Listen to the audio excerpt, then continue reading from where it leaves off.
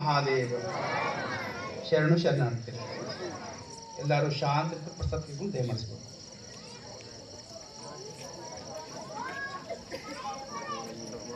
ಅದಕ್ಕೆ ತಾವು ವಚನ ಕಂಠ ಪಾಠ ಸ್ಪರ್ಧೆಗೆ ತಾವೆಲ್ಲ ತಯಾರಾಗಬೇಕು ಅಂತಕ್ಕಂಥ ಮಾತನ್ನು ಹೇಳ್ತಾ, ಇವತ್ತಿನ ಪೂಜೆ ನಮ್ಮ ಸಾಯಿ ಅವ್ರ ತಂದೆ ತಾಯಿ ಮನ್ಯಾಗ ಇತ್ತು,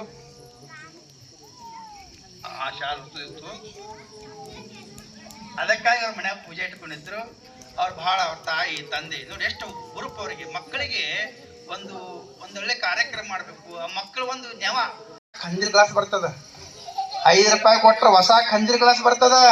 ನೀನು ಶೇರೆ ಕುಡಿದ ಶರೀರ ಹಾಳು ಮಾಡತ್ತೀಯಲ್ಲ, ಎಷ್ಟು ಕೊಟ್ರ ಆರೋಗ್ಯ ವಾಪಸ್ ಬರ್ತದಂತ ಮಗ ಅಂದ. ನಾಳೆ ಎಡೆ ಬಿದ್ದೆ, 5 ರೂಪಾಯಿ ಕೊಟ್ರ ಹೊಸ ಗ್ಲಾಸ್ ಬರ್ತದ.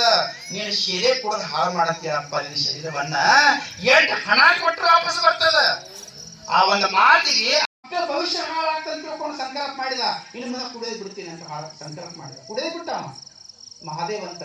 ನಾವು 15 ದಿವಸ ಊರಾಗಿದ್ದೆ, ಅವನೇ ಒಂದು ಸೇವಾ ಮಾಡಿದ. 15 ದಿವಸ ಕಾರ್ ಹಿಡ್ಕೊಂಡು ಎಲ್ಲಿಗೆ ಕರ್ಕೊಂಡು ಹೋಗ್ತ, ಪೂಜಾಕ, ಯೋಗಾಕ, ಪ್ರವಚನಕ್ಕ.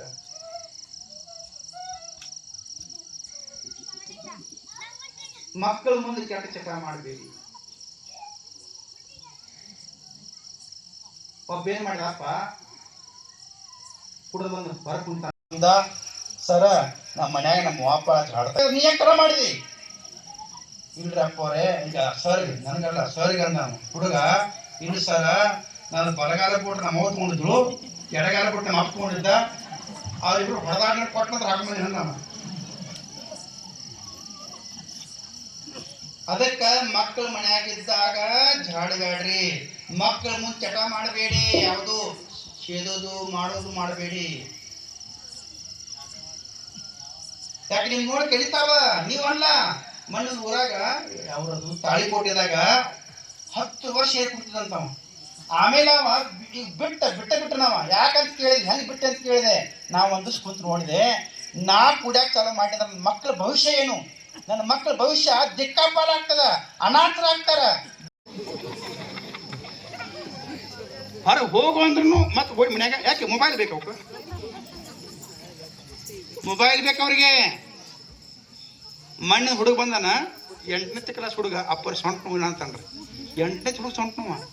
ನಾ ಅಂದೆ ಅಲ್ಲೋ ಕಬಡ್ಡಿ ಆಡಬೇಕು, ಖೋ ಖೋ ಆಡಬೇಕು, ವಾಲಿಬಾಲ್ ಆಡಬೇಕು, ಫುಟ್ಬಾಲ್ ಆಡಬೇಕು ಅಂತ ನಾ ಅಂದೆ.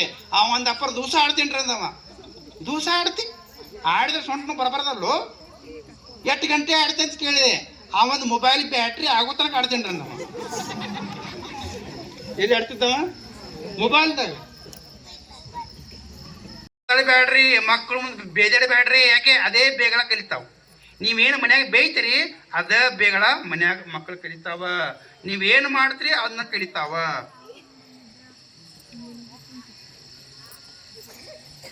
ಅದಕ್ಕೆ ಒಳ್ಳೆ ಸಂಸ್ಕಾರ ಕೊಡ್ಬೇಕಾದ್ರೆ ನಾವು ಹಂಗೆ ಆಚರಣೆ ಮಾಡ್ಬೇಕು. ನೀವೇನು ಮಾಡ್ತೀರಿ? ಮಗ ಮಲ್ಕೋ, ಮಗ ಮಗ ಮಲ್ಕೋ, ನಾವು ಕಷ್ಟಪಟ್ಟು ನೀವು ಸುಖ ಪಡ, ಮಲ್ಕೋ ಮಗ ಮಲ್ಕೋ.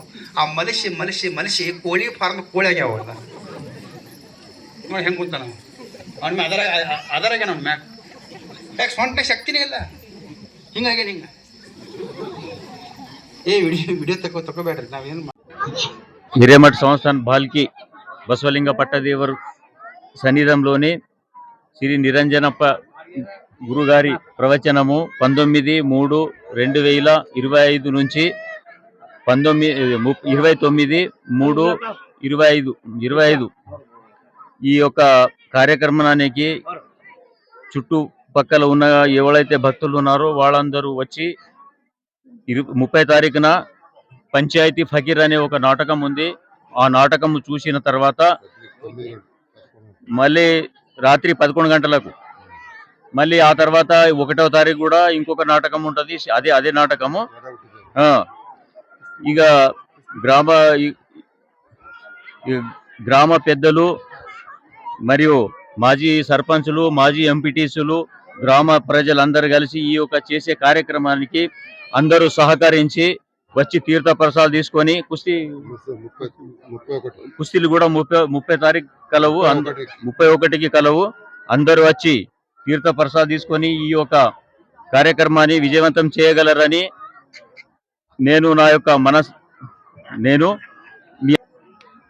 ఎవరికైనా కానీ మాకు కానీ మీకు కానీ చెప్పలేదు. అట్లా ఇట్లా అని ఏం భేదం లేకుండా అందరూ వచ్చి సహకరించి ఈ యొక్క కార్యక్రమము విజయవంతం చేయగలరని మీ అందరితోని మీడియా మిత్రులకు మరియు ఇతర గ్రామాల నుంచి వాళ్ళందరికీ వచ్చి విజయవంతం చేయగలరని నేను మనవి చేస్తున్నాను.